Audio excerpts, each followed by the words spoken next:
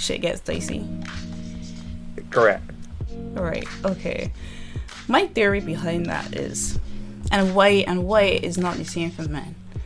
And again, I share spaces with men majority of my teenage years and shit.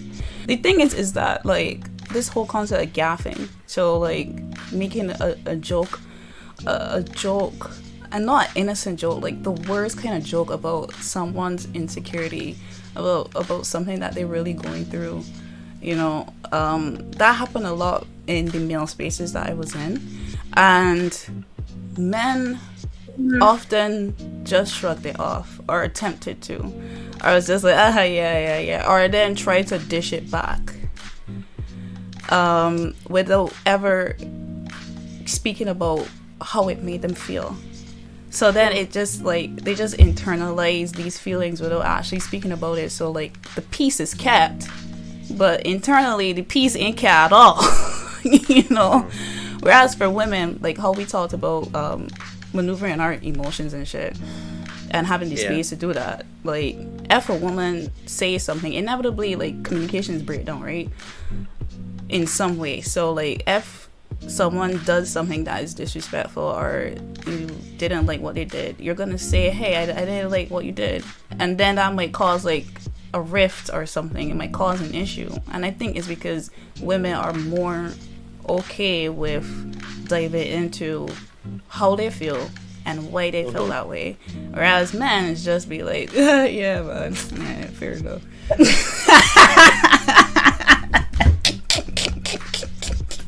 That's all of us do.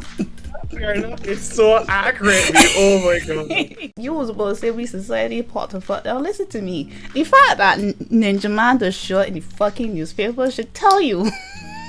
The fact Ninja Man's a fucking celebrity should tell you how fucking warped and disgusting Barbadian society is. That man's a victim. That man has psychological issues and he needs them addressed. Someone help him. Please, we beg. Oh god, that is so bad. I don't want to laugh. It ain't funny, big man, but the fact that he's a fucking celebrity, it just tells you how fucked we are as a society. So the fact that you brought to me, I was going to say, like, we laugh at beer shit.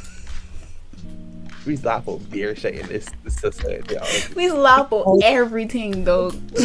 Yeah, all the time. You see Twitter, bro.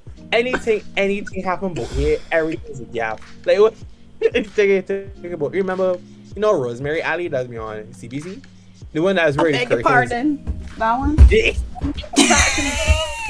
That woman up there having a coughing fit. She's literally dying on live television, and no one will help her.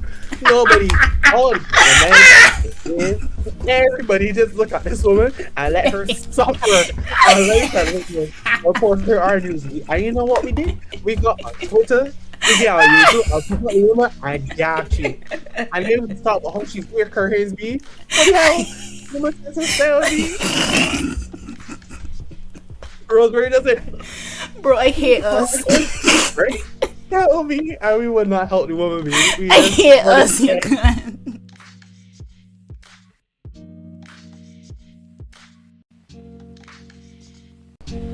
God damn, Naughty, unfortunately, I'm Bayesian. What's wrong with being Bayesian? Ain't shit wrong with that. Zen, is something wrong with being a Bayesian? Darling. I don't know. I'm 50% Trinidad. I can't tell you. You're 50-50 on it.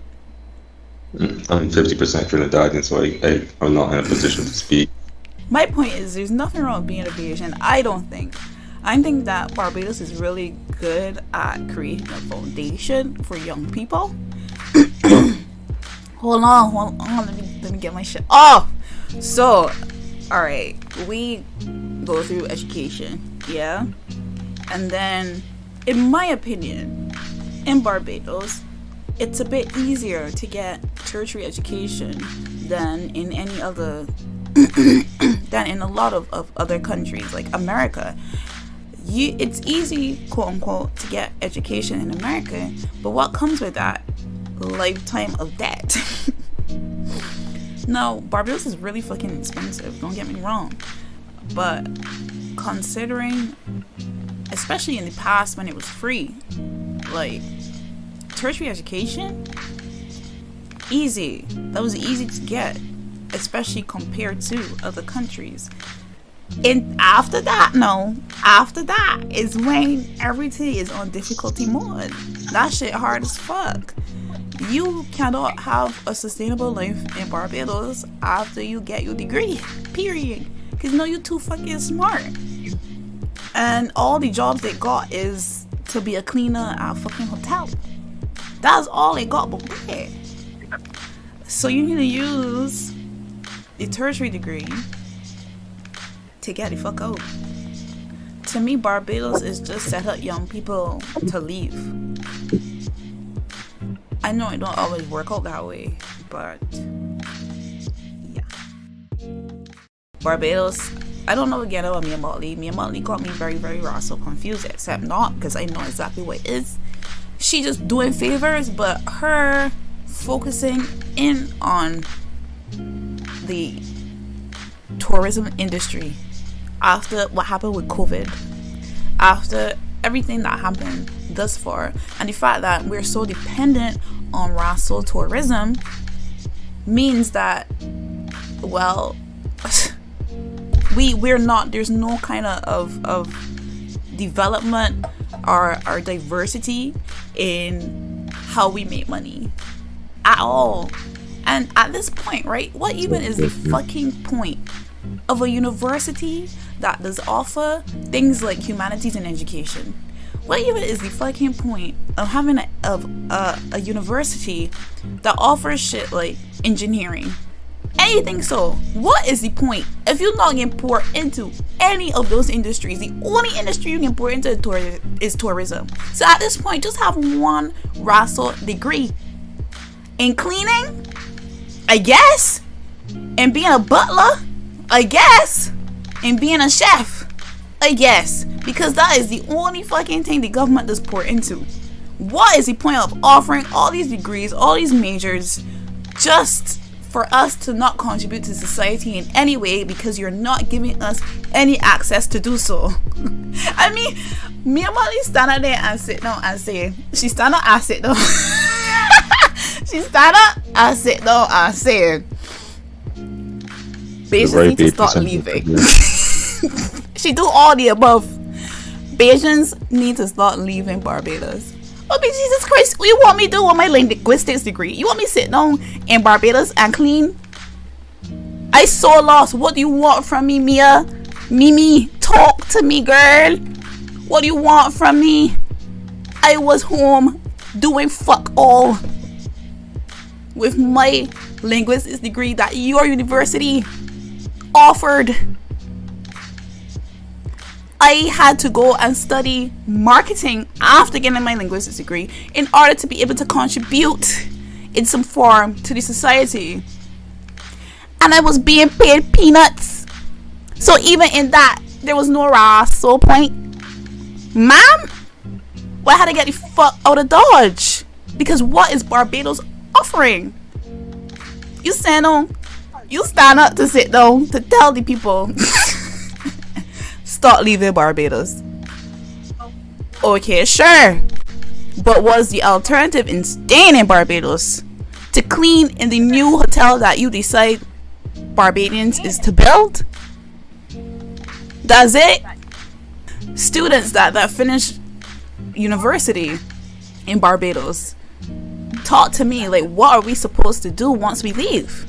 And you wonder why, but I don't even know if you wonder. I don't even know if you care that so many young people being stuck in Barbados with a higher education are taking the route of no longer wanting to exist on this world. There is nothing to fucking do. There's no contribution. You're not put into any other sector but tourism. People got dreams and shit. People want to do more. People don't want to just be cleaning in a fucking hotel. Talk to me. What was the point of building that hotel after everything we've seen with COVID? Girl!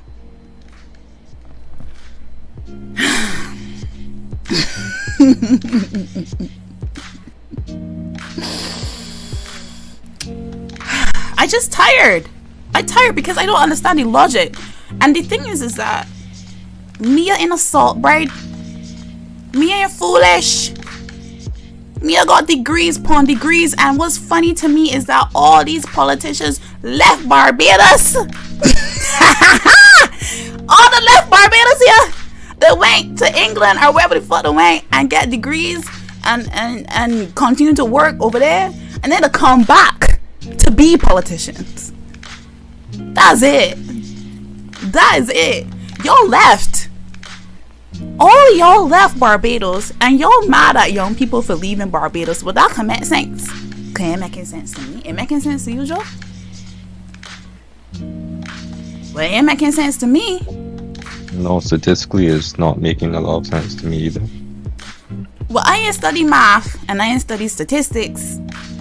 But regardless, it ain't making no ass. So thanks to me. I just don't get it. I don't get it. You want me to come back to Barbados to do what? Furthermore, let me not. I ain't gonna delve into that rabbit hole. But it's like there is a hole in the logic. Or it's like these people just saying things to say things. Because I cannot believe Miss Motley and her government would sit down and say to Barbadians that they need to stay in Barbados as if Barbados is somewhere to stay. Why am I staying there? There's no money to be made. There's no dreams to be fulfilled. You can sit down there and tell me that I need to procreate. How, swear? Procreate and bring children into this miserable fucking island? People's people here picking at pennies, trying to assess how they can get through to the end of the month. Like, make it make sense.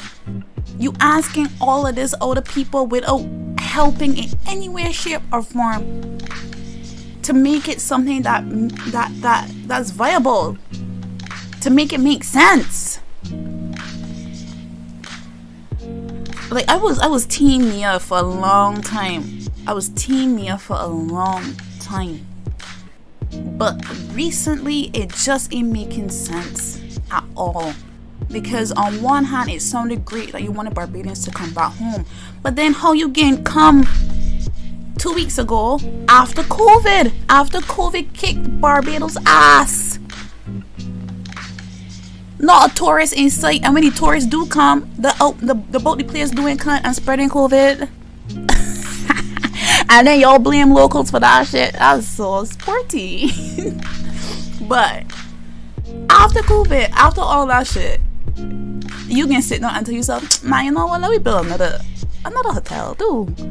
Why not? And only got about 2,000 other hotels. Why not 2001? Man! But as I tell y'all, Mia is not dumb. That lady has stacks and stacks and stacks of degrees. She got experience. So it looks like a logical fallacy for her to decide to build a hotel. But it's in the interest of who? Because if for damn sure ain't in the interest of Barbadians, it's not in the interest of Barbadians. So who is it in the interest of?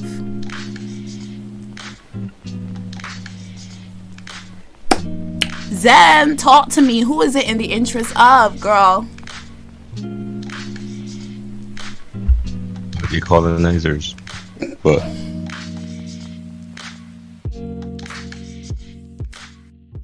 because sometimes I find when women get together and they got another woman, they're doing like it's get a little bit antagonistic. But you'll guide me better. Jesus Christ. How to dissect it. So you say like when there are a lot of women together, shit gets dicey. Correct. All right. Okay. My theory behind that is, and why is not the same for men. And again, I share spaces with men majority of my teenage years and shit.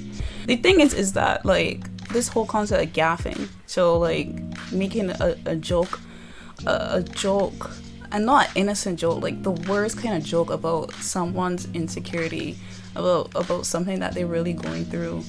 You know, that happened a lot in the male spaces that I was in, and men often just shrugged it off or attempted to. I was just like, yeah, or then try to dish it back, without ever speaking about how it made them feel. So then it just like they just internalize these feelings without actually speaking about it. So like the peace is kept, but internally the peace ain't kept at all. You know. Whereas for women, like how we talked about maneuvering our emotions and shit, and having the space to do that. Like if a woman says something, inevitably like communications break down, right? In some way. So like if someone does something that is disrespectful or you didn't like what they did, you're gonna say, hey, I didn't like what you did, and then that might cause like a rift or something. It might cause an issue, and I think it's because women are more okay with diving into how they feel and why they feel that way, whereas men is just be like, yeah man, yeah, fair enough.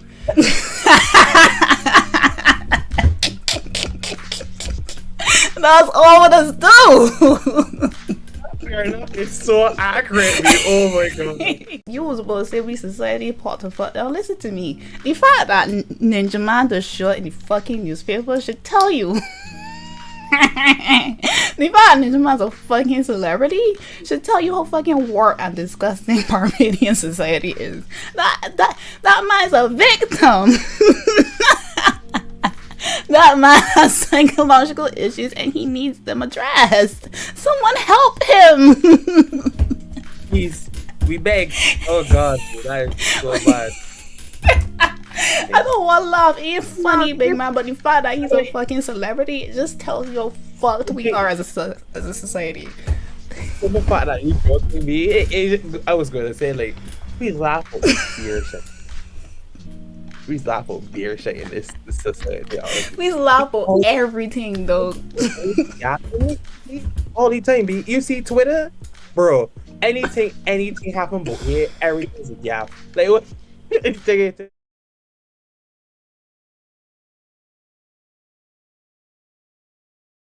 Oh Lord, the whore's out.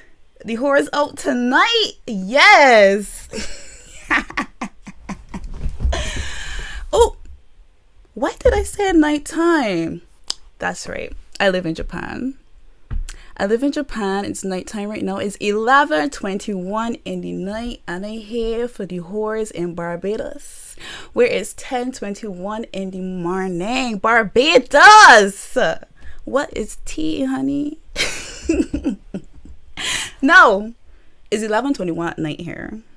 So I got me a nice little, Chardonnay in glass in hand, ready to sip all night. But what I got? When I got cocoa tea? When I got Lipton tea? What I got? Talk to me. We need to start sipping. Well, I'm here now. Sorry for the wait. Just had some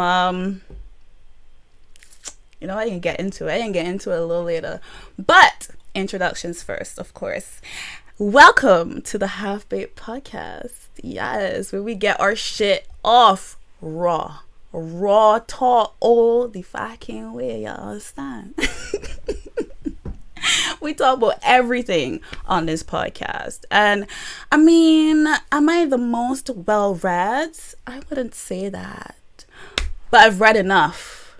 I know what the fuck I'm talking about. And I've lived in society. And that gives me the right to have an opinion about any goddamn thing I've experienced.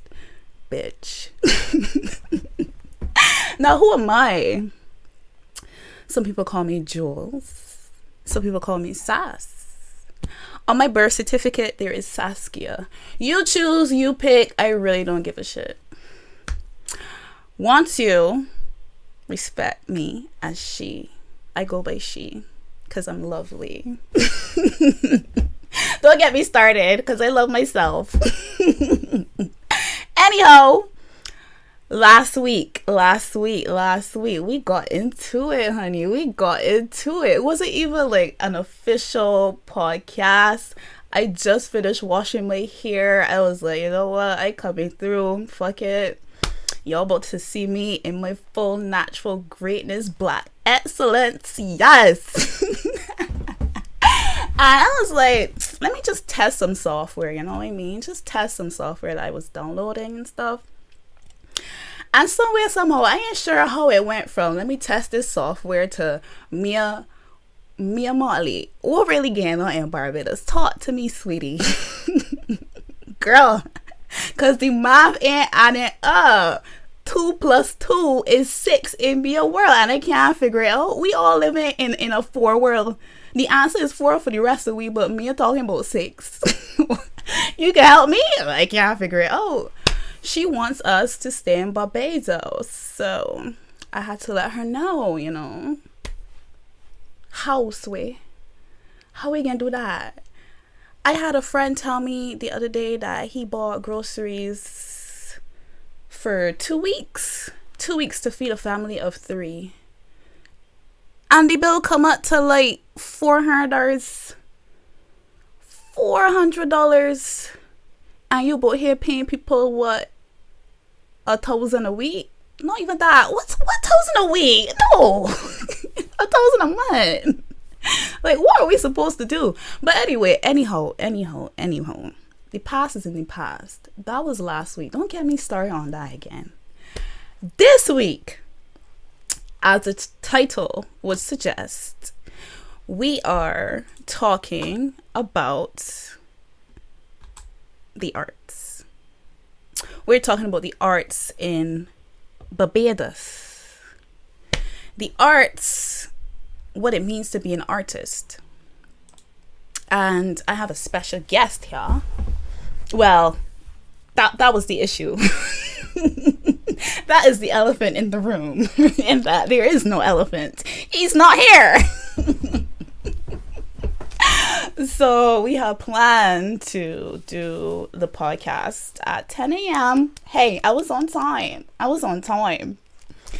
But unfortunately, it seems like something came up, so he's going to be late. So we're going to keep that. Hopefully he keeps us posted on that. But he's an artist. He's been an artist for... Why am I doing that?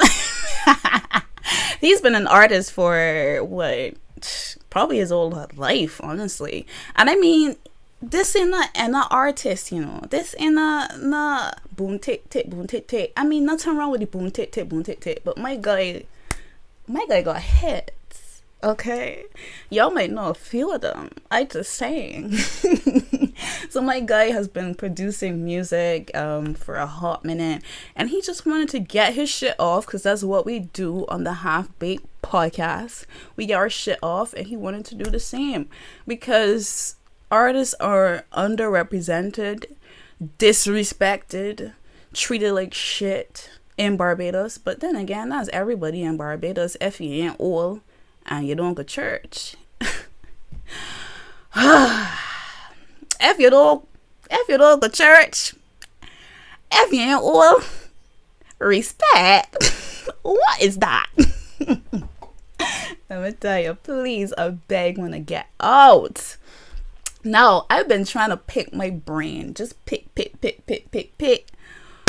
What can I talk about before this man get here? And I really don't know. I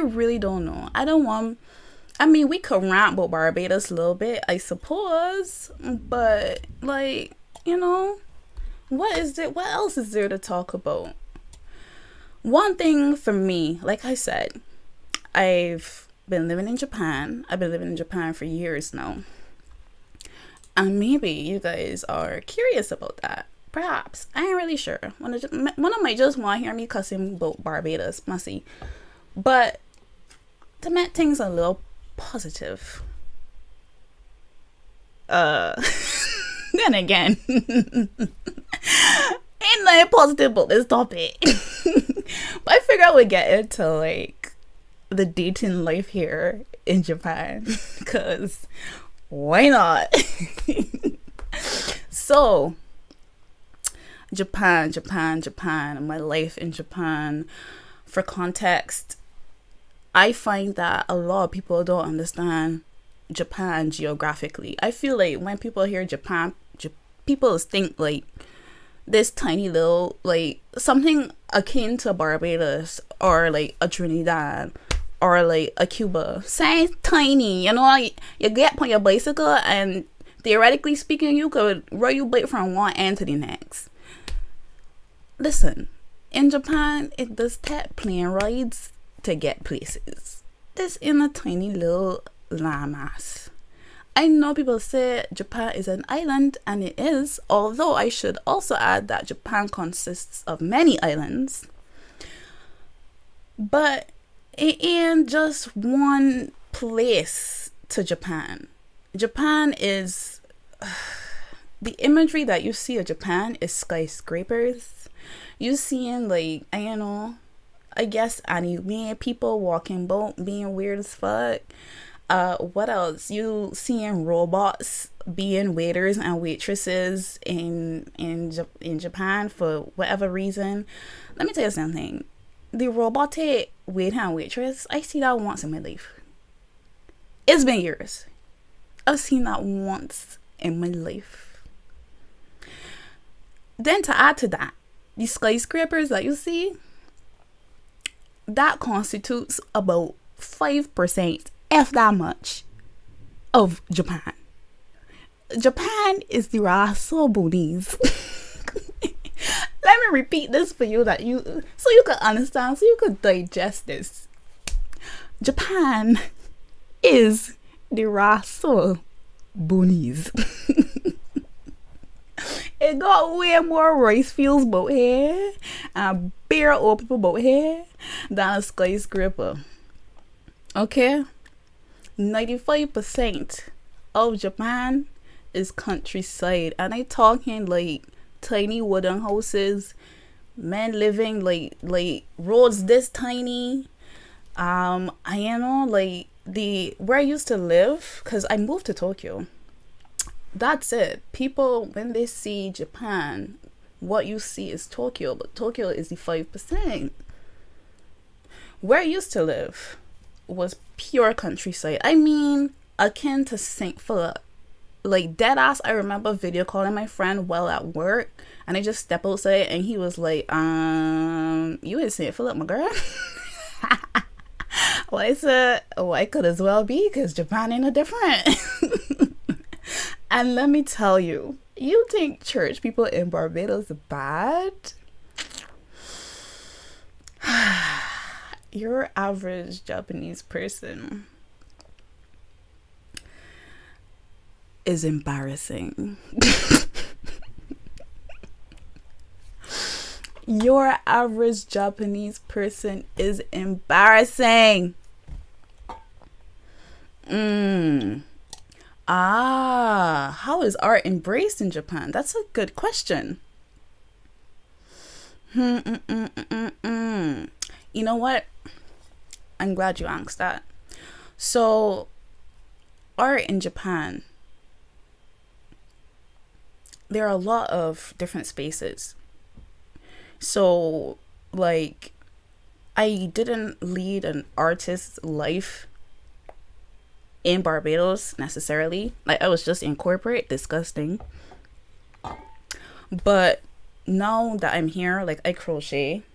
Like, for example, it's just a little tiny thing that I meant, but like I crochet clothes, swimsuits, hats, all that shit. That's what I have on hand. But like, I am introduced to like many different people, many different spaces. There's like pop-up shops that you could, be a part of. Me personally, like, I've walked into stores and be like, would you be interested in selling my stuff on a commission base and shit like that? And people, for the most part, are really accepting. Like, even if things don't work out in one space, you could always find another one. And obviously in Barbados, they're just there's no such thing. Like, art space is art space, and that's it. Like, the end, if you get me. Like, there aren't different spaces to enter into. Like, Barbados tends to only have like one space dedicated to one, aspect, whether it's art or music or this or that. And you know what Jeremy said? Not that people, when they ask you if you're an artist, it basically means also you poor. I mean, to be fair, let me not talk about people pockets, but I think for the most part, as somebody that was in Barbados, I was poor. I was working for a big company. I just saying. I think, we ain't very far from that word, honestly. But yeah, in Barbados is worse. And my friend, the guest who's coming today, he is, that's one thing that he wanted to talk about, is way more than just not getting like fairly compensated. Is actually like a systemic problem. Like, not a systemic problem, a systematic problem. A problem in the system itself as it pertains to artists and not being able to be compensated. So there's a lot of, I don't want to speak for him, but one thing that we touched on is legislation. It is not just about finding clients. It is not just about finding a space to hang up your art or hang up, or play your music. Nothing so.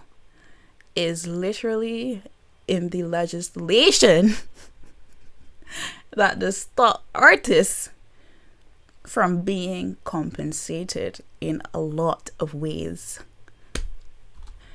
I really want him to come through because he's going to be able to talk way more in depth about it and really give a proper synopsis of how terrible it is. Like, if you're an artist in Barbados, you are automatically destined to fail. Period. You have no choice because the government, the Russell government, ain't got things in place for you to be able to access certain streams of income. And it's really sad because, don't let me get on my rant, I was provided information about how your government representative, the one that does represent Barbados on the international stage, she boldly plays talking about, what's she talking about? NFTs, Zuckerberg metaverse, and all these things that she want Barbados to be a part of, and this and that and the third, and how, well, she can't wait. I ain't really know. I ain't really too sure. I ain't got the details. But Miss Madam, how you have sweet boy Louis the Bayesian? And for context, I don't know if everyone knows Louis. There is this guy, a YouTuber, who is protesting. Would you call that protesting? He's trying to shine light on the fact that as a YouTuber in Barbados, a Barbadian YouTuber in Barbados, you have no ability to gain access to income as a YouTuber or pretty much an influencer perhaps it also extends to Instagram and Twitter and other aspects as well, because the legislation is not allowing Barbadians. Exactly. You have to jump through so many hoops and loops to be able to access your funds, to be able to, his contention specifically was being able to be a part of the YouTuber, what do you call it, partnership, yeah, which would then allow you to monetize your content. And Barbados is just not a part of that. Barbados is not a part of that. And what killing me is that, well, when the partnership start, let me Google this shit. YouTube partnership. I could spell. When did it start? December 2007 was when the YouTube partner program was launched. Just for clarity,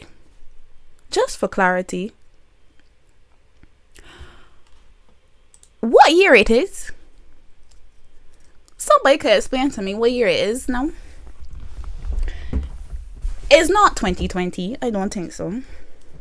It's not 2012. I don't think so. That would have been 5 years after 2007, right? 2012. It's not 2018. Wait, not, is that 9 years? That's 9 years, yeah, since 2007. Nah. It's 2022, correct? It's 2022, right? Now, like I tell Mona, I ain't study math.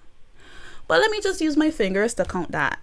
So 2007, 2008, 9, 10, 11, 12, 13, 14, 15, 16, 17, 18, 19, 20, 21, 22. It has been 15 years, Miss Mia Motley, since the YouTube partner program was installed. Since it first got implemented, my girl. And Barbados, 15 years since, is still not a part of the YouTube program. Miss Madam, what rassle metaverse and what rassle NFT you want, buddy? If you cannot put Barbados on the YouTube partner program after no, yes, Mia has not been prime minister for all those 15 years, but I mean, if you can sit down here and talk about a metaverse and an NFT and whatever else that you talking about, how you can talk about that while Barbados in the 1930s? What metaverse could you possibly want to be a part of? What NFT could you possibly want to buy? You, the woman sporty. What about them Barbados so sporty? Like, I don't get it. As Jeremy is saying here, banks don't even allow you to invest in crypto. Like, how are you? But it shows. All of this is just for show. Like, even with the climate change situation. In terms of climate change, Mia has been going on the international stage, championing it. I know that she had an award from the United Nations. I can't remember the name of it specifically, but she got that to basically highlight her significance in highlighting, I guess, the climate change issues in the Caribbean. But am I missing something?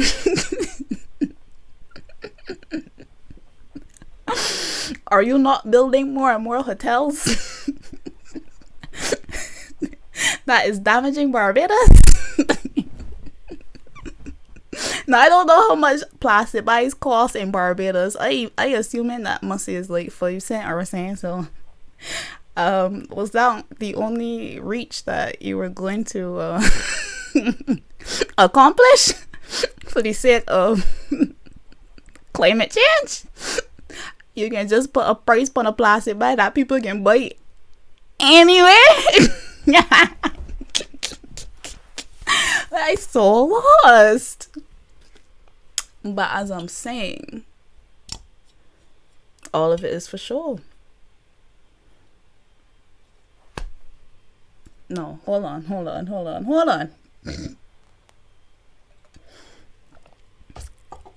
I beg your pardon. I now look in this chat and see 35 cents for a bag. What the fuck? You cannot. There's no way. You're lying to me. 35 cents for a plastic bag, one of them flimsy things? Child.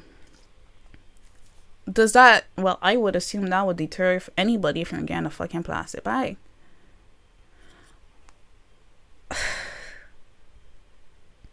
$1? $1 for a plastic bag? Oh my god. Okay, that was some information for me.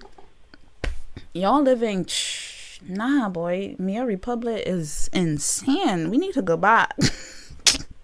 This is what it means to be if this is what it means to be a republic, honey, we might go dig Lizzie back up. There's shit in it. Are you kidding? Oh wow, that's insane. $1 for a plastic bag is actually just robbery. Like, I don't understand it, but I mean I guess so. But here's my problem with logic like that. Like in the instance of that sugar tax, I don't get the impression in any way, shape, or form that would stop anybody from buying a sweet drink. I do not get in any way, shape, or form how that stops anyone from buying a Sprite, a Coke, a Fruity, anything of the sort that they have been drinking all of their life. I mean, like, you can't just be raising the prices and taxing things as a means of trying to change behavior. That's not how that works. I don't know. I just don't get it. I get that Barbados is pressed for money, but I mean, that's my question now. Like, is it just like a guise? As in, like, it's a guise acting like you care with this surface level means of dealing with the problem of because we have a lot of non-communicative diseases like high blood pressure or diabetes and, you know, other complications and so on. And it's very clear that Barbadians, or at least the Barbadian diet, the traditional Barbadian diet, is pretty unhealthy. If you look at your typical plate, it's going to be a lot of cheese, a lot of salt, a lot of sugar, And this is what we grew up on. This is what we eat. And putting a price, a tax on our diet, what we eat every day, is going to discourage us from doing that. How?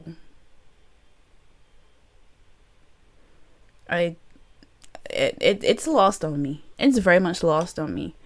What needs to happen, I would think, like, I'm not even sure how to tackle that, because that's a behavioral thing, that's a cultural thing. It's a lot. And actually, one thing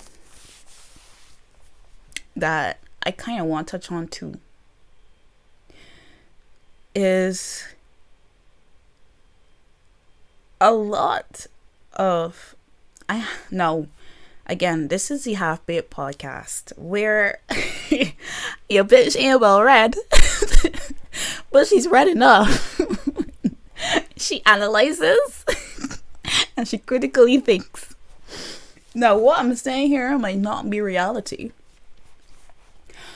but through observation, I have been kind of creating a theory. And the theory is that a lot of these huge corporations like Coca-Cola and I can't think of any off the top of my head, so let's just say Coca-Cola, use places like Barbados and the rest of the Caribbean as their dumpster. They use the Caribbean as their dumpster for wasted product or unwanted product. So like, it was a trip to me when I left Japan and came back to Barbados after almost 3 years being away. And when I saw the labels of products from overseas, like Sprite and Coke, it was so outdated. It was like I stepped into the 80s. I was honestly shocked to see how branding looked back in Barbados. It wasn't like it was catering specifically to Barbadians, because that's what happens like here in Japan. Labeling is different to like in America or perhaps like in the UK, because you know, you're thinking about your customer base. So like Japanese people might like more colorful stuff and, you know, like more like portraits with weird facial expressions. So you might see stuff like that on your products, right? So these companies are trying to brand based on what the customer wants. Barbados, that is not the case. I am not of them overprint. I am of them overprint a million labels from the 80s and know to try and get them out. Or them just ain't putting thought into it at all. And just saying to wanna tech whatever the fuck we get, y'all. But let me tell you something. Them don't care. They are giving you their last batch of shit. And it's also in the recipes too. Like, I don't know. I can't speak for the recipes, obviously. I don't work at Coca-Cola. I don't know shit. But what I do know is,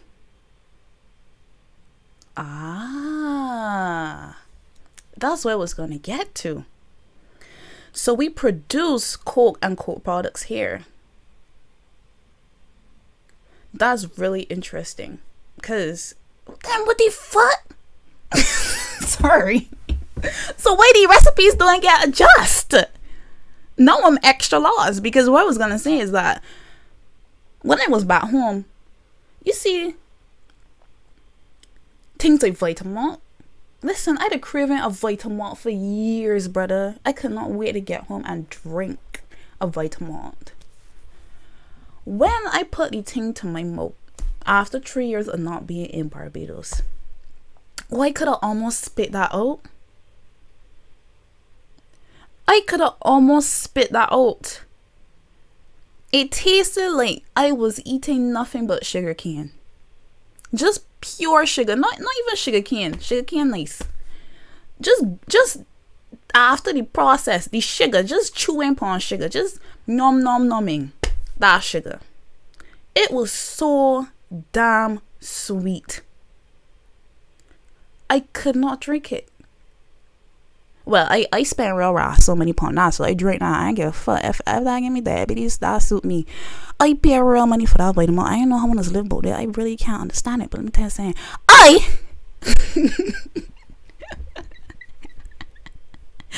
drank it and I was shocked. Same thing for like the Coke and the Sprite. There, it was just way sweeter, way sweeter. Oh nah. Oh nah. So, Jeremy here is saying 35 grams of sugar is in a Coke, a standard Coke. But in Barbados, it is 56 grams. I don't know what to say to that. B, the vitamin is wild. The vitamin is wild. And the thing is too is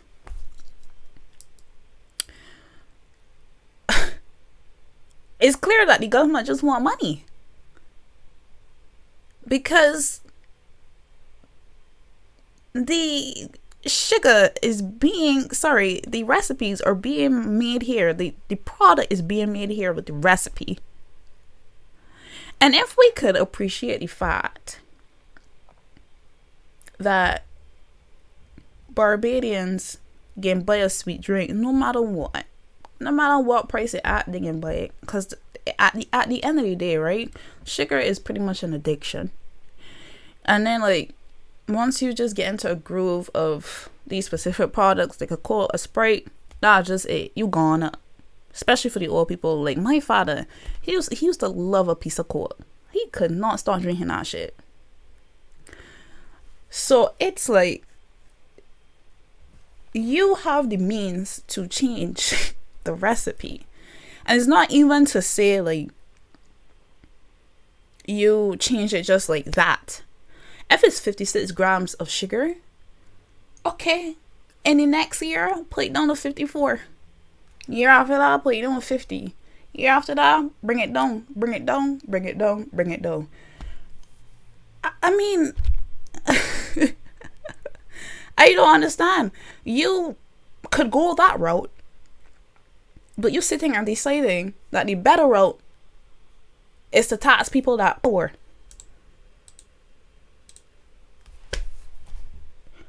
So it's not about caring about our health, because you have the means to do it. I honestly thought that Coca-Cola say, hey, madam, all I wanna, this is the recipe here. You don't got no choice. But if it's being produced here, well, I don't know, maybe perhaps there is some kind of contract. I ain't sure. I don't know how that shit is work.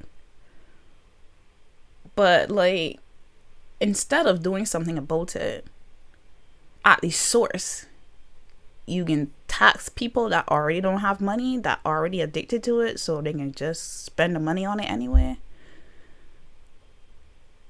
Behavior is not going to change. And the thing is that if a standard Coke is what? 35 grams of sugar. If a Barbadian goes to America and buy a Coke and drink it, you think that them can spit it out and say, this musty? I'll throw it away. No. They're going to adhere to the new recipe. So, I'm so lost. If we leave the country, we have to adhere to the recipes that are out there. So when we in the country, we can just do the raw sauce.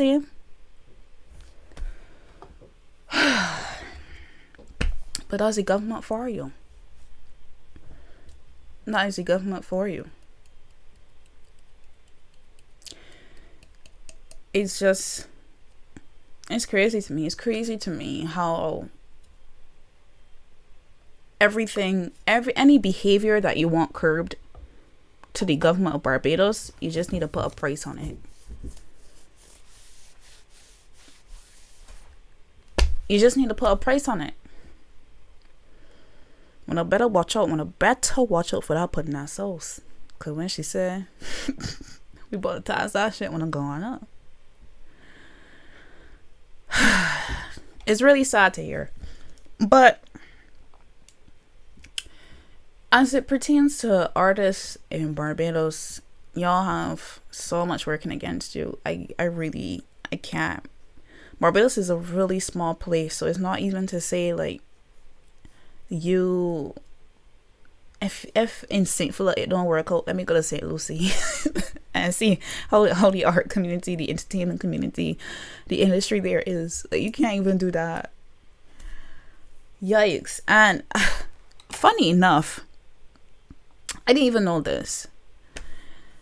My brother told me the other day that he wants to get a credit card. And I was like, okay, go and get one. And he was like, no, I can't. Because the bank has it that the prerequisite to get a credit card is that you have had to work for the same company for more than 2 years. Something like that. Among other prerequisites, of course. And I just lost his cunt.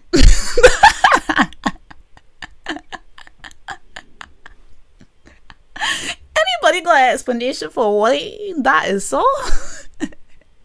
This cannot be the same society that Mia says she want in the metaverse. This can't be the same one that she want cryptocurrency to come through in. This can't be the same one that she want to buy NFTs for. The same society that you cannot get a credit card unless you sell your soul to a particular company for a certain amount of years. And it's not even like a cumulative years of experience. It's literally, I have to work the same shitey job for 2 years. How the fuck does that make sense? So you're basically locking me into a position where I'm unable to level up. Because if I really want a credit card, right, I have to weigh my options. A credit card obviously would allow you way more opportunity pertaining to overseas, like in terms of finances, being able to buy certain things or get certain streams of income and what's not. Also building credit, building credit, all that stuff. So I working at a really shitty job. I working at fucking KM2. I start my job at KM2. No, I probably should have never said this. Allegedly. All of this is allegedly.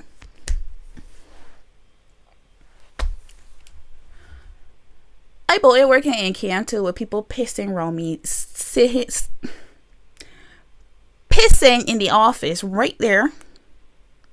Allegedly. Cussing out the boyfriend, girlfriend, and everything in the office. Allegedly. Getting so much power harassment from my employers. Allegedly. And I supposed to sit down there for 2 fucking years because I want a credit card. Now, let me say, I there working. I in my 6 months, my 1 year, I decide, you know what? Let me embrace this. Let me embrace this pain because I really want this credit card. I've been at KM2 for 2 years. And one day I just get some grandiose company just emails me one day. A manager says, hey, we saw your resume on file. We saw it on LinkedIn. And you know what? You fit the criteria perfectly for this new job that pays 3 times more.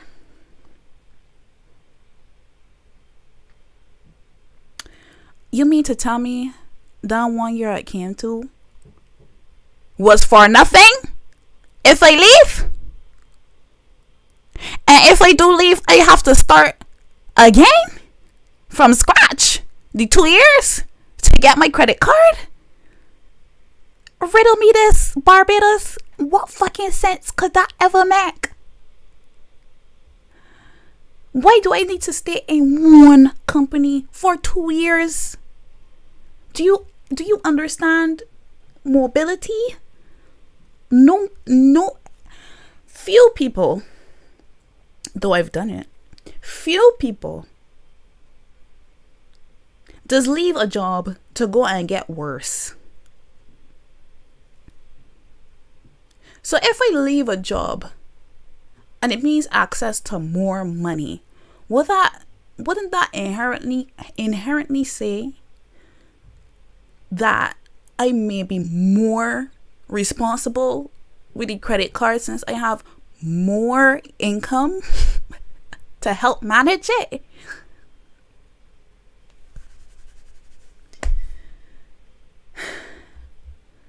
What do you thought these people be thinking?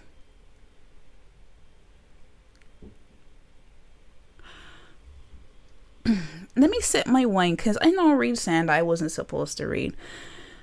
I need a break. Ski hill. Shaberemasu. Nihongo shaberemasu. Nande?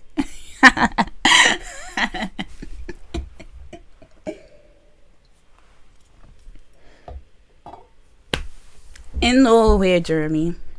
You know, sit down and take order. In no way you take that. You really sit down there and tell me that there's a credit card where you need 200,000 annual salary per month. Sorry, not per month. 200k annual salary minimum for a basic card. Nah, you're lying to me. And it's not even a gold card. It's nothing, so no extra perks to it. Listen, well, you know my story with the credit card, Jeremy, where basically I was rejected for being black. We don't gotta get into it right now, but I did eventually get a credit card. I have 2 credit cards.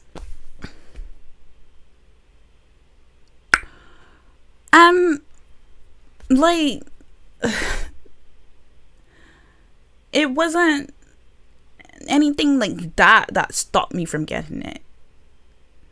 Because with the person that applied with me for the credit card, they got it in like 2 months of being in Japan and working at a Japanese company.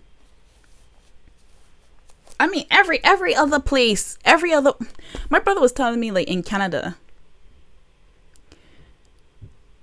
you literally open your mailbox and you see a credit card there.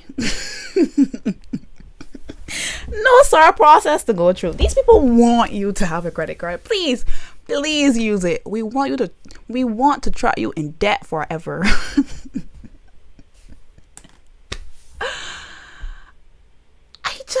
I'm not wrapping my head around it. Why in Barbados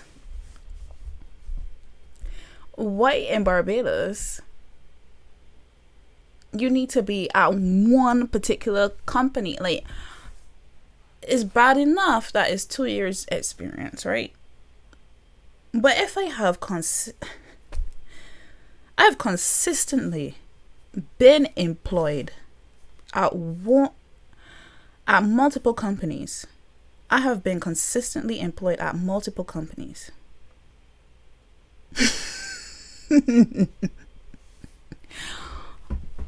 Why does that matter? And once again, people rarely go backwards. So if I leave a company, chances are I'm making more money at the next company. So make it make sense. No, Rick, thank you for coming in. But Rick, don't close your mouth. Unzip it. Unzip it right away. Cause you're the man for this. Help me understand. Okay, Zero, I see. You need to at least be in school or have a job. I would think that makes more sense. I would think that would make more sense. Like, you need to at least have some source of income in order to manage the credit card responsibly, right? Once you use your credit card, you're indebted to the bank. So in terms of debt, you need some kind of source of income to deal with it.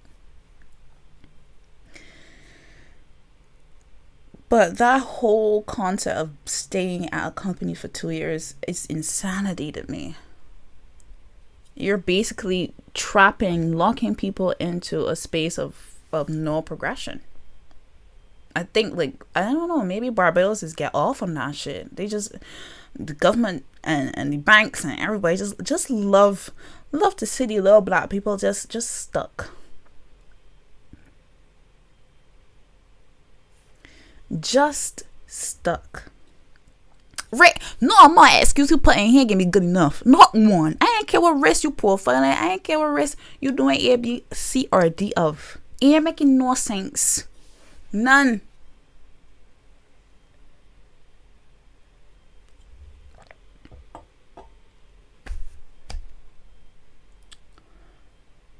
It's insane. It's insane to me. It's insane to me. And what they think about that, Zero, talking about checking the credit score and everything in Canada. My thing is,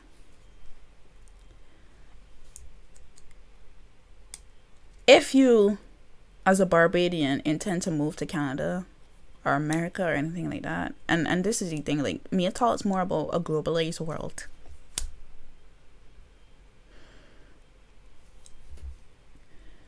And we want to live in a world where migration is an option. If I want to move to any of these places, essentially I'm going to have to start from complete scratch as it pertains to a credit score by not having access to that credit card.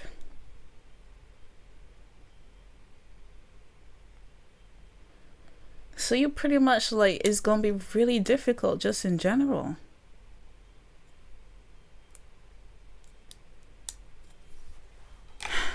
Well, listen, I don't really know. I don't know. I ain't got the answers for one. The only answer I got for y'all is to leave. Because in my opinion, the system, how it is just like, it's impossible. It's impossible to progress. It's impossible to want better. Credit cards, I don't know, certain access to certain things shouldn't be based on classism. It really shouldn't be. I am now trying to get this screenshot from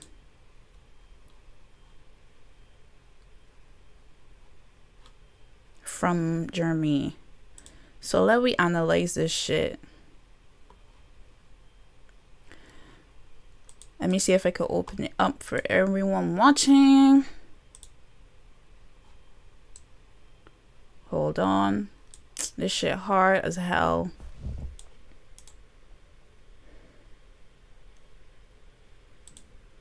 Alright. Don't be looking at my shit. A beg. So we have, let me close all of these. Schedule of fees. Minimum annual individual income is 200,000 Barbadian. Other qualifications apply, of course. Of course. An annual fee of 300 fucking Barbadian dollars. Additional card holder fee. What the fuck even is that shit? Card replacement. $60 fucking dollars. Cash advance fee. 5% of transaction minimum. Barbadian $5. Me not understand that. Minimum payment. 5% of statement balance, which is $100 minimum, at a late payment fee of 50 Bajan. I'm surprised that's not more, honestly. And of course, this is for citizens.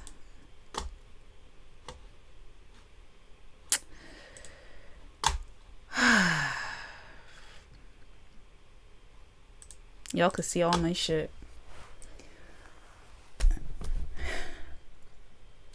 That's depressing. I don't even know what to say to that. I genuinely don't. I don't know what to say to that. That's actually very sad. Like, here.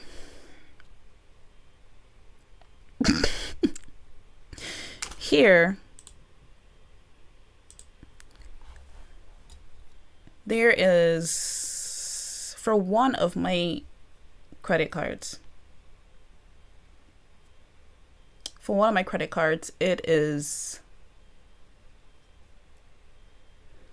$0. I don't know why I do all this. $0 to have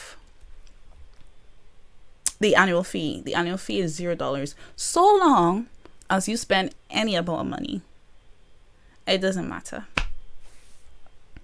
The other one, because I have a specific credit card and the perks that comes along with that specific credit card, I pay an annual fee of what's akin to $5. All the other extra shit, it not exist. It not exist.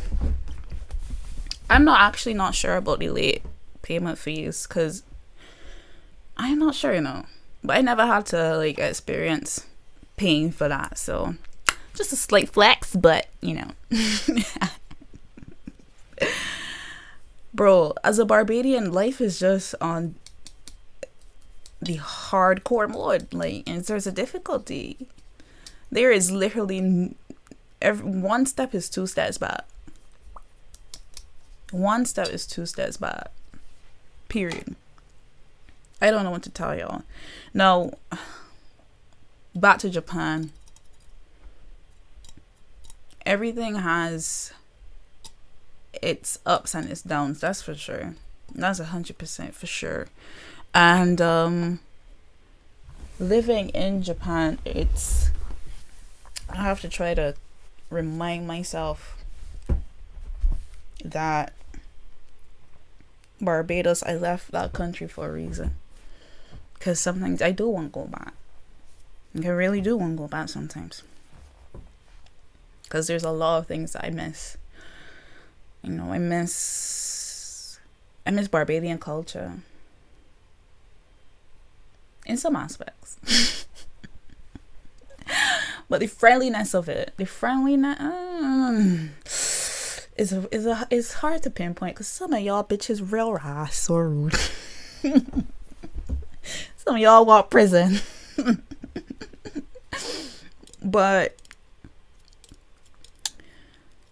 Barbadian society, I would say, is far more emotive and more emotional. Emotional in the sense of, not emotional where crying, like emotional from the bare minimum definition of the word. There is emotion. When people are angry, you know. It can be a bunch of listen, beer curse words in your ass. When people sad, you just know. Questions like "How are you?" in Barbados are taken quite literally. Whereas in many other countries, a "How are you?" is a greeting. In Barbados, if you ask me how are you doing, you're a complete stranger, and life partner, I can tell you, listen, things bro. But you holding on. You's always hear that. You's always hear, man, I surviving. Or, man, I trying to think. Anything so. People don't like. People tell you what getting on. And that aspect, I definitely miss. Like, I'll never forget in the airport, you know, coming from Japan, which is way more stifled where emotion is concerned. People don't show emotion. To show emotion is, like, I don't know, it's quite the faux pas. I don't give a fuck, mind you, I don't. But as a Japanese person living in Japan, adhering to these social systems, you have to be a robot. You have to be a robot. And so, like, when I came to Barbados, after the years that I spent in Japan, and I got in the airport, Barbadian airport, I dared trying to get my bags off of the conveyor belt thing. And as I walking out, I finally get my bags, and as I'm walking out, first things first, let me talk about the fact that the first thing that hit my ears when I landed in Barbados is one of saw crickets. The grasshoppers or whatever the fuck it is that in Barbados calling. Listen, even when I on a conversation, a call, a voice call, a video call with my friends back home, my family back home, the first thing I hear is them blasted crickets. What one of those be feeding bout there? What one of those be feeding them bout there? I can't figure it out. Them is be loud as shit with them eating good. Them eating good in one country. Cause every time I call people about there, the horrors about there, a lot of their crickets is beginning hard. But besides that, so I'm getting my bags. I about to exit the airport and security guards stop me. It's like, wait. I said, alright, so no, what is this here now? Like, I still like so on edge living in Japan because like if people come and somebody talk to you, like they probably unhinged as fuck. Deadass. If somebody come and talk to you just so, them probably unhinged as Russell, and you need to get as far away as possible. So I there like, oh god no, this man I want. And he was like, you come from Japan? I said, no, he didn't say that. He asked me, where you come from? I was like, oh Lord, no, this is some kind of security check or some weird shit. I was like, I come from Japan. He's like, oh, you come from Japan, man. Oh, that's cool, man. Go home and get your rest, man. You must be so tired. I was like, oh my god, this is what it is to be in Barbados. Like, people just in your business, but for good, like with good intentions. You know what I mean? Like, going to the grocery store, I was looking for oils for my hair because it's not easily found here in Japan. So I did Emerald City looking at my friend, and I just looking at the prices and stuff. And I talking to my friend about the fact that I like this certain oil, that certain oil, blah blah blah blah blah blah blah. And this woman, nobody asked for she. Nobody called she name. Nothing. My girl just in the oil, and she said, wait, you're looking for oils? Well, in my head, like, well, madam, why I call you now? But fair enough. Yes, I am. So listen, don't buy nothing from here. It got a place in town that the price of the oils is way cheaper. And I am just here like, hey, yo, like, y'all malicious as cunt. When I'm nosy is raw soul. But I love it. I love it. Barbadians are so nosy. But it's in such a positive way. Like, she didn't have to come in and be like, don't buy these. I wouldn't recommend this. I would, you know. Like, she did that, and that shit I missed. Now, in some ways, when it was due to merch, because I remember going to the gas station, and for whatever reason, when I did trying to get me a bulldog, the cashier left from the cash register and literally grabbed onto me and started talking about my nails. I'm like, ma'am, I don't know you. Ma'am, I don't know you. I still can't figure out to this day. But that was nice. All that shit was nice, and it was refreshing. It was super refreshing, because here in Japan, people are just so disconnected from each other. No one talks to each other. Like I said, like, if someone talks to you, that I ain't know what about to happen. Something about to happen, and it's not a good thing. Some shit about to go down if somebody talk to you. Dead ass. That person is unhinged. But listen, I miss Barbados. I do. And one aspect about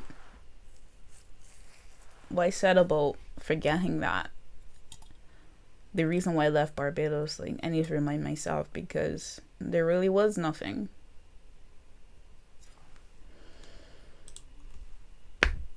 Or at least I couldn't find anything. Maybe for some people it's different. You could find your footing. I really don't fucking know. But living in Barbados felt helpless. It felt hopeless. It felt like there was really no reason to exist there. And I have a lot of friends that share that same sentiment. They're still there, unfortunately. You know? When I saw the opportunity to leave, I took it. But not everybody has that opportunity to. But as I was saying, and it really does not seem like this guest is coming at all. So what I'm going to do is probably chop it up for a little bit more and then head off. But like I said last time they're upon here, I said there are means to get out in that fucking country. You ain't gonna sit down and wait on a scholarship. You ain't gonna wait on a job. Nothing. No fucking nothing. Listen, I got a friend. Once again, this is the same story. I got a friend. He's American. And he just wake up one day. He literally just wake up one day and say, you know what, I want to go to Australia. My boy, he save up for a plane ticket, a round trip, just in case shit didn't work out. But he bought it one way. And when he went to Australia, on the first day that he landed, he went to Foot Locker and said he wants to start working. And the man said, well, that easy, brother, come true. And so said, so done. Meet his wife in Australia, all that shit. Made a life in Australia. Then he moved here to Japan. He going back just now. But honestly, sometimes is really just that easy. And I know one criticism of that might be like, he's American, he has an American passport, and that shit might make life a little easier. But what I would say is that the Barbadian passport is pretty strong too. It's pretty strong. If I remember correctly, it's ranked pretty high. It has a lot of pull. So like, whatever means, just get out. And for me, right, one thing I've noticed is, obviously, especially in Japan, when I was living, so remember I was saying Japan is huge. It is not small. It takes a plane ride to get certain places, a lot of places. Just driving to, I used to go to the other, they're called prefectures, like parishes, but prefectures. It would take 4 hours to go to the one that was next to me, so by car. So that's just like, you know, trying to provide some insight on just how big Japan is. But in Japan, I was living in this place called Miyazaki, which again is just a bunch of rice fields and a bunch of old people. And I was looking for jobs in Tokyo, well, in Miyazaki, and it was difficult. It was pretty difficult to get one. And then the one day, I just said fuck this shit, and I moved to Tokyo. Buy my plane ticket, everything, and just left. And once I started applying to jobs from over there, it was far easier. Once you're seen as geographically incapable of going to the job, people pretty much just overlook you. It takes a special kind of job or career to be able to get a job, for the HR to kind of consider you. But once you're there in that area, it gets easier.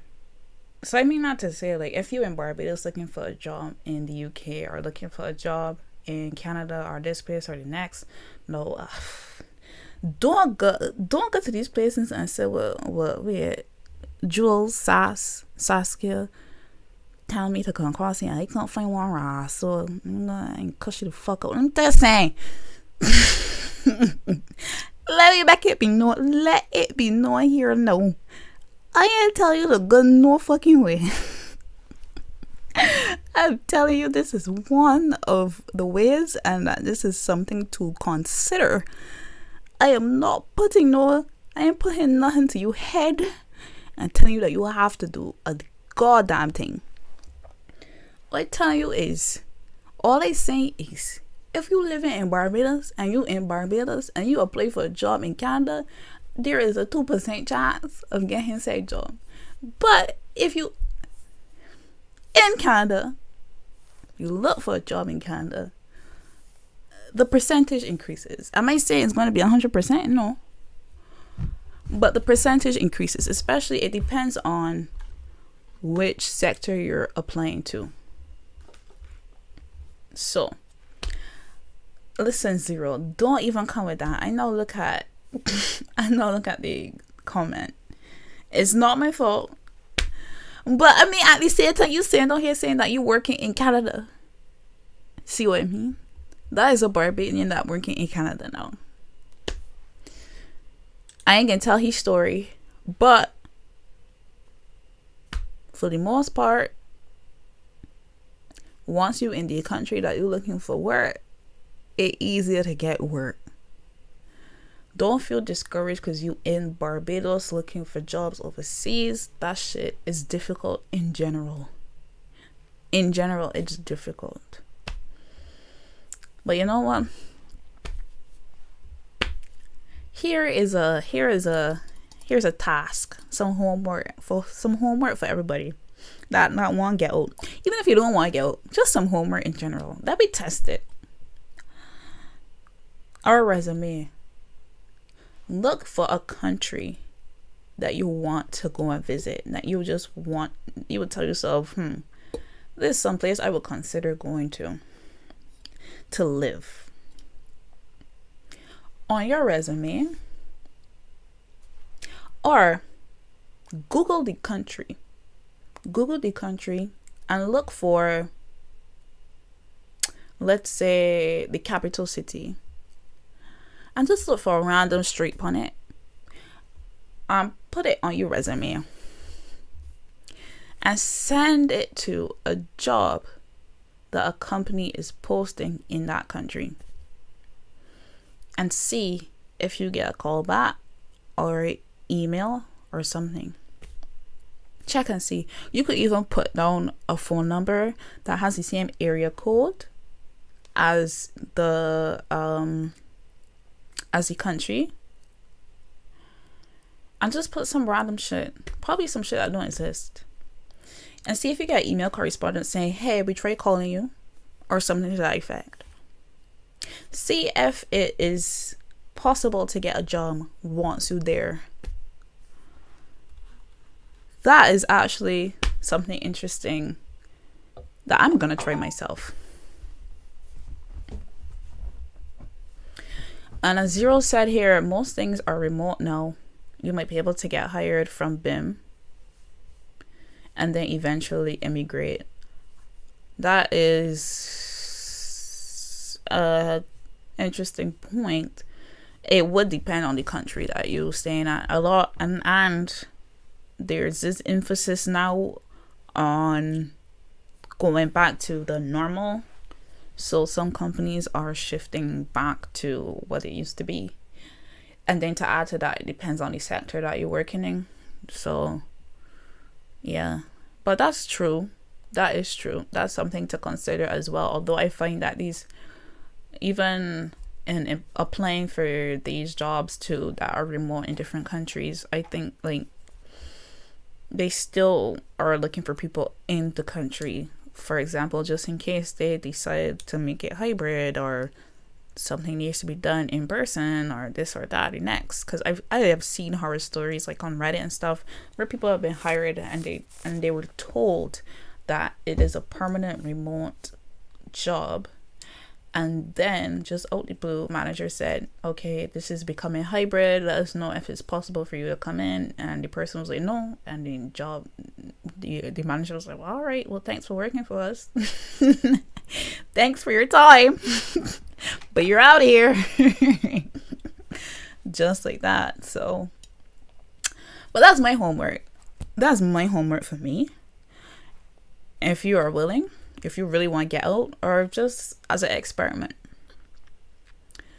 take your resume, put on whatever country it is that you want to go to, put everything, a street, a random street that you find on Google Maps, and put on a random phone number with the same area code. As Zero said, you could also Google how the country was the standard for resumes and curriculum vitae and all that stuff. And really just send it out to different companies and see if people actually try to call, if they send correspondence via email. You never fucking know. But in my experience, and in other people's experience that I've talked with, when you're outside of the country, it's way harder to get a job in that country. I think logic would dictate that than it is if you in the country. And there's this fixation, and granted, it makes sense to be fixated on this, but there is a fixation on making sure everything is in order before migrating. If you have a family, absolutely. If you're married, you have kids, definitely understand. But if you're just a single human, what the fuck you really got to lose?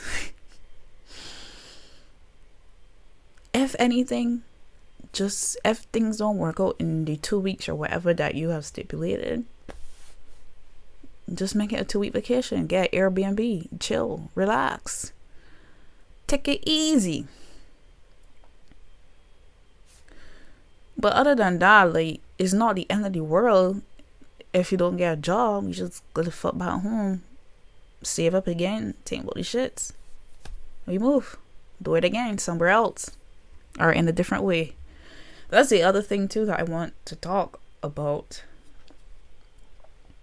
When things don't work out the first time, people are just so quick to think that it wasn't meant to be. It means to stop.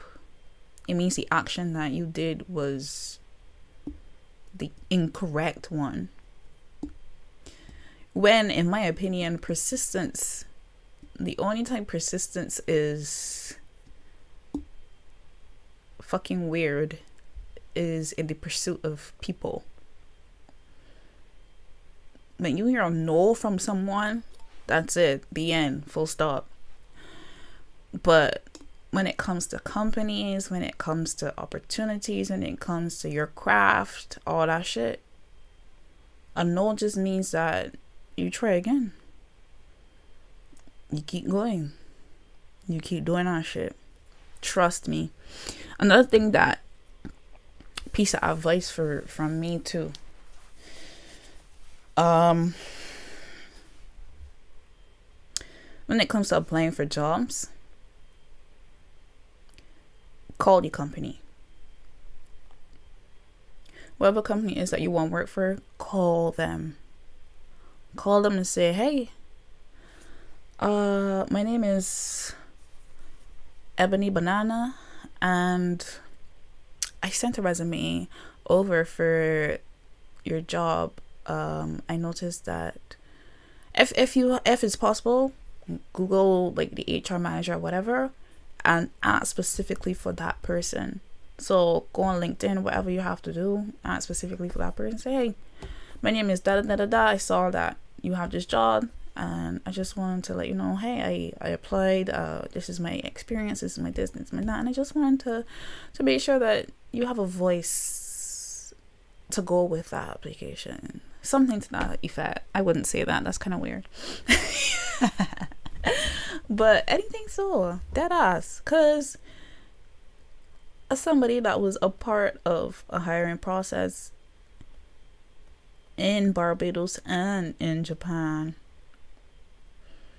I would say that something like that would catch me off guard, one, and two, make you stand out for sure. 100% would make you stand out. 1000%. And the thing is too, with these resumes, very much like social media, Twitter, Facebook, Instagram, you kind of objectify these people. They are not humans.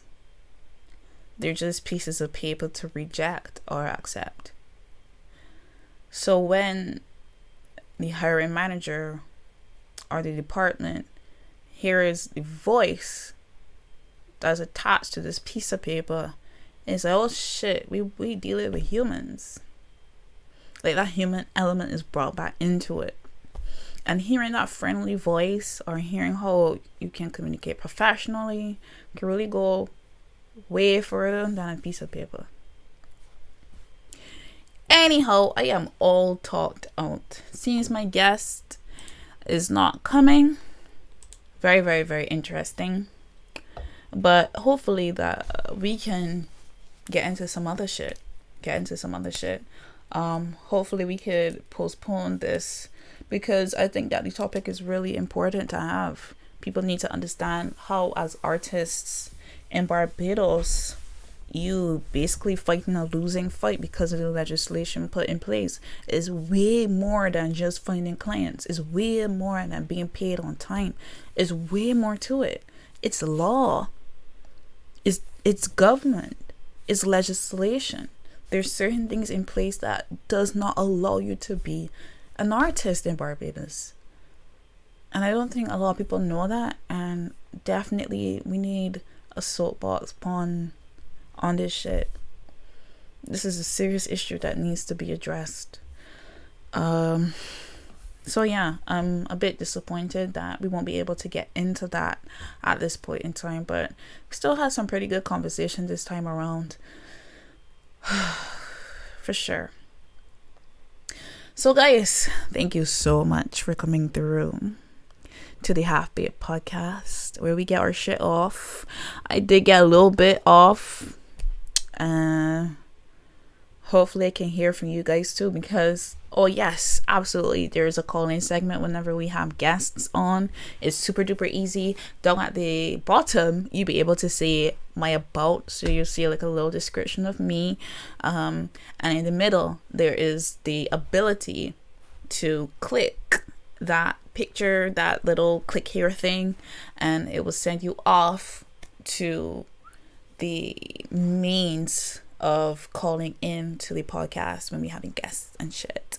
Basically our Discord server. So if you try to come through, if you're trying to say, well listen, why tired this rise, so blah, blah, blah, blah, blah. If that's you, if that's you, then come through. We like it. We like that very much. The only thing we don't like is bigotry. Me not like that. Me not like that at all. So if you transphobic, if you homophobic, if you was any phobic, left it out. You will be kicked expeditiously, because we don't want with that shit. But besides that, you can always get your shit up. Yes, absolutely. We are very inclusive, and we appreciate everybody that comes through and shows love. So for everybody, please follow, please check out the Discord. Also check out the YouTube channel. Everything is there. We have our clips there, everything. So without further ado, old time back. Thanks for coming through today.